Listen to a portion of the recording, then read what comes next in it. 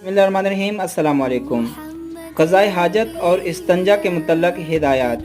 हज़रत अबू हुरैरा रज़ियल्लाहु ताला अन्हु से रवायत है कि रसूलुल्लाह सल्लल्लाहु अलैहि वसल्लम ने इरशाद फरमाया कि तुम लोगों के लिए मैं मिसल एक बाप के हूँ। जिस तरह बाप की ज़िम्मेदारी होती है ज़िंदगी के असूल सिखाना और बतलाना, इसी तरह तुम्हारी तालीम व तरबियत मेरा काम है।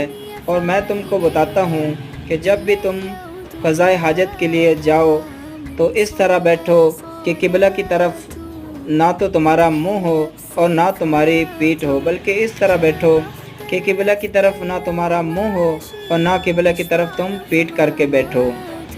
हज़रत अबू हुरैरा रज़ियल्लाहु ताला अन्हु फरमाते हैं कि रसूलुल्लाह सल्लल्लाहु अलैहि वसल्लम ने इस्तंजे के लिए 3 पत्थरों का इस्तेमाल करने का हुक्म दिया है और मना फरमाया है लिद और हड्डी से इस्तंजा करना।